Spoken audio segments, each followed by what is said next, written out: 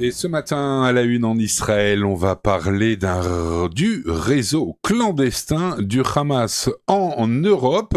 Lise, pour nous en parler, nous avons dans nos studios, on le remercie d'être venu, Yuval Bitton, que je vous laisse le soin de nous présenter. Il est docteur et spécialiste en contre-terrorisme. Yuval Bitton, bonjour. Bonjour, good Merci morning. d'être Hmm. Merci d'être dans nos studios à Bruxelles. Alors, il y a eu plusieurs rapports ces derniers temps qui ont parlé du Hamas en Europe et affirmé qu'il avait méthodiquement préparé depuis plusieurs années sa présence. Est-ce que vous aussi vous êtes inquiet de ce réseau? Yuval, a lot of organizations in Israel have talked about how the Hamas has methodically prepared his presence, operational presence in Europe.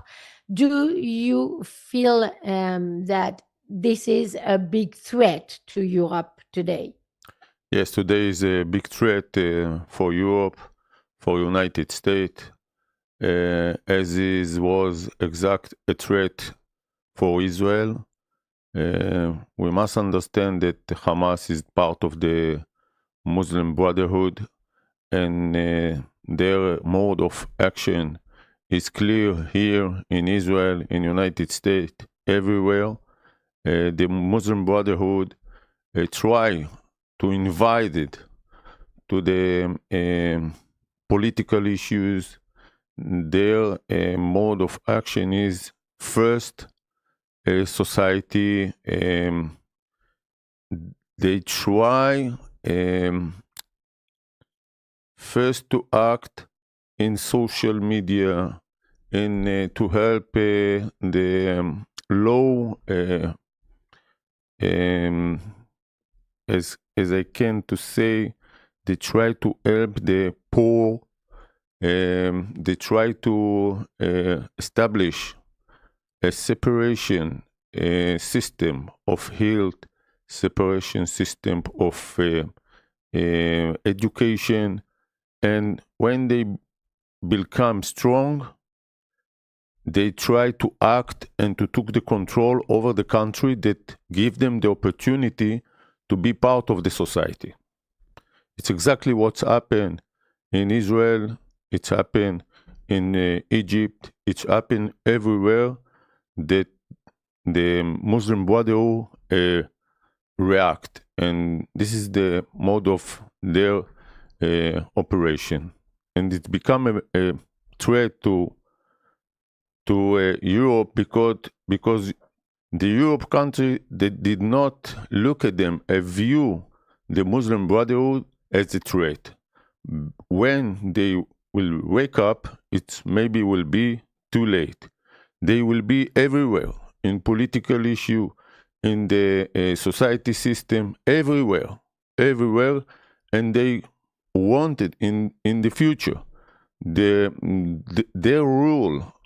Their purpose is to take the control and to be the control on those countries. And you have to Alors, live let me translate. under the rules of the Islam. Let me translate. Alors oui, c'est une véritable menace sur l'Europe, sur les États-Unis, et de la même façon que ça a été une menace sur Israël, il ne faut jamais oublier que le Hamas fait partie des frères musulmans et que leur mode d'action est d'une clarté absolue et c'est toujours le même. D'abord, ils commencent par envahir la société. Ils commencent par aider les gens qui sont pauvres, les catégories les plus populaires. Et pendant ce temps-là aussi, ils agissent sur les médias sociaux. Ils font passer leur idéologie et ils essayent d'être un système éducatif alternatif, hein. Et ça marche et ça leur permet, au moment où ils sont devenus forts, suffisamment forts dans les pays dont on parle, pour ensuite pouvoir prendre le contrôle, hein. Et c'est ce qu'on a vu en Israël, c'est ce qu'on a vu également en Égypte, et ça se passera aussi de la même façon partout en Europe, sauf si les pays européens, qui pour l'instant ne considèrent pas suffisamment le Hamas et les frères musulmans comme une menace, doivent se réveiller parce que c'est toujours le même mode opératoire. C'est d'abord la société, d'abord la politique, hein, et ensuite, une fois qu'ils ont le contrôle, ils prennent le contrôle total de l'État et ils veulent faire vivre l'Europe sous la loi islamique. Yuval Bitton, you were talking about the Islamic rule, and we saw a study that was pretty interesting in France saying that majority of Muslims find normal to impose the Sharia even into France and European countries. This is exactly what you just said. On a vu une étude très intéressante et très angoissante, à vrai dire, sur le fait que la majorité des musulmans considèrent comme normal d'imposer la charia en France, en Belgique ou dans les pays européens. C'est exactement ce que vous nous disiez, docteur Yuval Bitton. Well, their view is for the future, 100 of years for the future. We are usually look at what's happened today and tomorrow. But the Muslim Brotherhood have a long program and plan how to take the control on those countries. First, slowly, they just want to build an infrastructure. Kindergarten, school, high school, universities, college. It's not something that damage. And after that is the clinics for them, and they become part of the parliament, part of the society, part of the political issues. And then when the balance will be enough, they will be enough stronger, they will ask that the European, those states, those countries, to live under the control of the Islam, under the control of the Sharia rule. Look at Turkish, what's happened. It was slowly, and Turkey became a state of the Muslim Brotherhood. It wasn't before. But this is what's going to be in the Europe if you don't stop to look at them as a social movement. First, they are a social movement. It was Hamas. Hamas was a social movement. They was grow up in 1987. But their branch is the branch from the Muslim Brotherhood, 1928, Hassan al-Banna in Egypt. And in Israel, in Gaza, they grow up and they was founded in 1987. Until then, they were just a social movement. We are a social movement. We don't care, we don't fight, we don't look for a war. In 1987, they decided to be a terrorist organization. They were strong enough.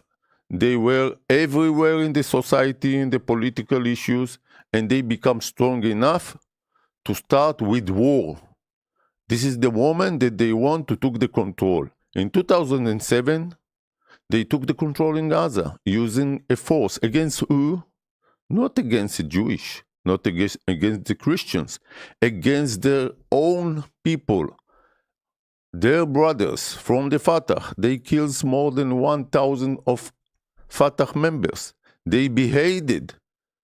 It was a brutal attack. It was massacre. If they are ready and able to do that against their brother, Sunnis, Muslims, what they will make, or what did they gonna make to the Jewish or gonna do to the Christian? It's nothing for them. They are able to do that against their brothers. And this is what's gonna be in Europe. Alors, il faut comprendre déjà une chose. Nous, on regarde ce qui se passe aujourd'hui ou ce qui se passe demain. Eux, ils regardent le futur à long terme. Ils regardent ce qui va se passer dans 100 ans. Ils ont tout le temps du monde devant eux. Et c'est pour ça qu'ils commencent à construire leur réseau doucement, doucement. Donc, il commence à créer des infrastructures. Ça commence au jardin d'enfants, et puis après l'école primaire, et puis après le collège, et ensuite l'université. Ils entrent au Parlement, ils font de la politique, ils créent des hôpitaux.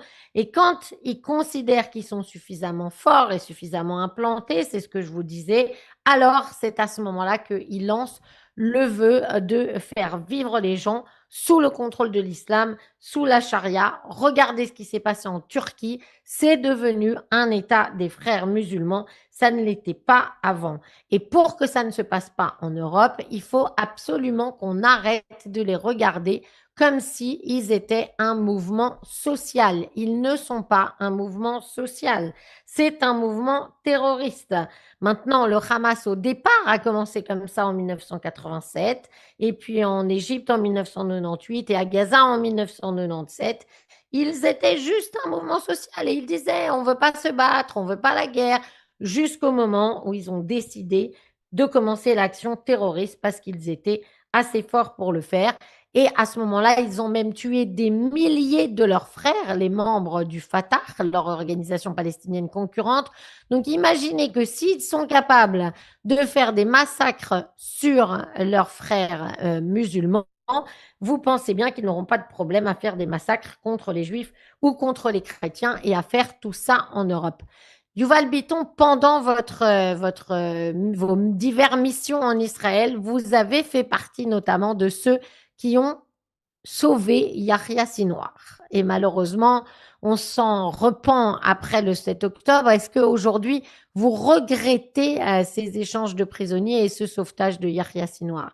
Yuval, when you were in mission, you were one of the people who helped save Yahya Sinwar. Do you regret this today? And how do you look at this period? Okay, just before I want to add that they are going to declare on Europe as a Muslim land. Where the Muslim lives, they declare that is the land of the Muslims. Exactly how they said of the land of Israel, and if it's become a land of Muslim, the rule must be of Muslims, and we must to look at that and to be careful. About your question, yes, I was a doctor. I started my career as a dentist in Israel Prison Service, and I am the doctor who saved Sinwar's life. I saved his life, and since October 7, I was asked everywhere and all over the world, through interviews and visits everywhere, if I regret about what I have done. And it's a very difficult question. You know, I saved his life, and Sinwar was directly responsible of my killing of my nephew. That was part of the emergency team response in Kibbutz Nir Oz, and in October 7, he was murdered together with his three friends. They tried to protect the kibbutz, tried to protect Israel. They fought about 2 hours and a half, and after 2 hours and a half, the army did not arrive. There were 500 of terrorists that invited to the kibbutz, and my nephew, and together with another three, they were just 4 against 100. After 2 hours and a half, all of them were killed and kidnapped. And when Tamir arrived, first he was injured and he was kidnapped, and when he was arrived to Gaza, they lynched him. And I am the doctor who saved his life, and he is the leaders of Hamas that responsible directly of killing of my nephew and others Israelis. As you know, it was a massacre. They burned children alive, they raped. And the question, if I regret, it's a very difficult question. It's very painful what's happened for me personality and for me as a Jewish, as a Israelis?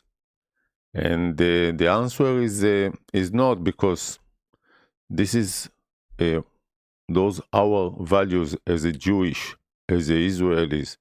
We are not motivated by revenge. We don't hate our enemies. I was not educated to hate someone. And we know what is good for us as a Jewish people, as the Israelis. And we are not like them. We are not worship death. They worship death, and we are worship life. It's not point of weakness. It's a strength to be a doctor that save life of anyone. And because of that, the Israel's founders, Ben Gurion, when he analyzed this miracle that's called the Israeli state, he said, what is our advantage over our enemies? Because they are, if we are analyze the situation in the Middle East, the Arab, they are more in the numbers of people. They had a land, they have a money, they have everything. And we are so small. What is the advantage of the Jewish people? And he says the only advantage that we have over our enemies is our values, the immorality, and the spirit of the Jewish people. We must keep that, and we must keep that very well, because if we are going to last that, we can lose the opportunity and the possibility to live in this region in the Middle East. Very touching answer, Yuval. Alors, oui, d'abord, je veux qu'on finisse sur le fait qu'il faut avoir en tête que quand ils auront la majorité, ils déclareront que l'Europe est une terre musulmane, de la même façon qu'ils le font chaque fois qu'il y a suffisamment de musulmans quelque part. Ils disent que c'est une terre musulmane, c'est ce qu'ils font à Israël. Alors, attention, ayez bien ça en tête en ce qui concerne l'Europe. Maintenant, concernant votre question sur Yahia Sinwar, et est-ce que je regrette de l'avoir sauvé? Car oui, j'étais au début de ma carrière dentiste, médecin, et j'ai donc sauvé la vie de Yahia Sinwar, principal architecte du 7 octobre. Et bien sûr, depuis cette date, tout le monde me demande dans le monde entier, en interview et ailleurs, si je regrette de l'avoir sauvé. Alors d'abord, d'un côté, oui, je suis très triste de l'avoir sauvé pour la bonne raison que d'abord, il est volontairement responsable de la mort de mon neveu le 7 octobre. Mon neveu qui faisait partie de la Kitat Konenut, l'équipe d'urgence de protection du kibbutz Nir Oz, et qui s'est battu avec ses 3 amis pendant 2 heures et demie contre les terroristes du 7 octobre. L'armée n'est pas arrivée à temps. 500 terroristes avaient envahi Nir Oz et il n'était que 4 pour les combattre. Et ils ont fini tous morts et leurs corps kidnappés. Tamir était déjà blessé. Et en plus, même quand il est arrivé à Gaza, on sait qu'il a été lynché. Alors oui, évidemment, de ce côté-là, c'est compliqué de se dire que je l'ai sauvé. C'était le leader du Hamas. Il est responsable des massacres, des viols et de toute cette idéologie. C'est donc très difficile pour moi, personnellement, et aussi en tant que juif et en tant qu'israélien. Mais d'un autre côté, je dois dire que je ne peux pas non plus consciemment dire que je regrette d'avoir sauvé une vie, parce que ça irait contre toutes nos valeurs. Nous ne sommes pas pour la vengeance, nous ne sommes pas éduqués pour la haine. Nos ennemis sont là systématiquement à adorer la mort, alors que nous adorons la vie, c'est ça notre valeur. Et donc, si on a l'occasion de sauver une vie, n'importe laquelle, on le fait toujours. C'est ça que vous apprend la pensée juive. Et je voudrais qu'on parle de David Ben Gurion quand il a parlé du miracle qu'est Israël dans cette région du Moyen-Orient. Il s'est posé la question, quel avantage avons-nous par rapport à nos ennemis? Et c'est vrai qu'au Moyen-Orient, il y a plus d'ennemis, ils ont plus de pays que nous, ils ont plus d'argent que nous et nous sommes vraiment petits par rapport à eux. Le seul avantage que nous avons, justement, ce sont nos valeurs. C'est notre moralité, c'est notre esprit, c'est celui du peuple juif. Et si nous le perdons, alors nous perdrons sans aucun doute l'opportunité de vivre dans cette région qu'est le Moyen-Orient. Donc de ce point de vue-là, je ne peux pas dire que je le regrette parce que j'ai été fidèle à mes valeurs. Docteur Yuval Bitton, merci beaucoup pour cette leçon d'humanité tellement difficile, hein. Merci d'avoir été dans nos studios à Bruxelles et on se fera un plaisir de vous interviewer de nouveau. Dr. Yuval Bitton, thank you so much for your testimony and for having been in our studio in Brussels. I promise you that we will have several occasions to interview you again in the future. Have a nice day. I want to thank you, and just to add, when Sinwar was released, I met him 3 hours before he was released, and he asked for my number phone. When I asked him for what, he told me, I'm own my life for you. One day will come and I will call you and I will told you that the debit was paid. And I didn't have any expectation because I knew our enemies.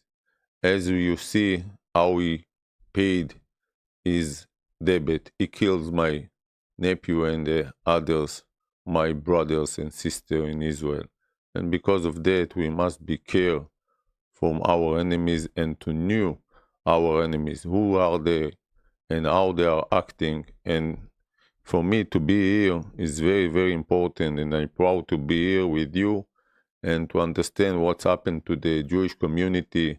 And you are also under attack, and they use what's happened in Gaza to attack you and to attack the Jewish all over the world. And we must be together, unique, to help each other and to look at the threat in the eyes and to fight against this threat together. Alors, je voudrais ajouter que quand Yahia Sinwar a été libéré, 3 heures avant, il a demandé à me voir et je l'ai rencontré. Et il m'avait même demandé mon numéro de téléphone et je ne comprenais pas très bien pourquoi. Il m'a dit, je vais vous appeler parce que je vous dois la vie et à un moment, ma dette sera payée. Et donc, bon, je m'attendais à rien. Mais vous voyez de la façon dont il a payé sa dette, il a tué mon neveu et nos frères et sœurs en Israël. Donc tout ça pour vous dire qu'il faut absolument connaître nos ennemis, qu'il faut avoir en tête la façon dont ils pensent et dont ils agissent. Je suis très fière et très heureux d'avoir été avec vous ici en Belgique. C'est important. Sachez que vous êtes aussi attaqués en Belgique et en Europe et que nous devons faire face à cette menace ensemble, unis. Et c'est ça qui nous permettra de gagner et de combattre. Merci beaucoup, Yuval Bitton. Have a nice day. See you soon. Thank you very much.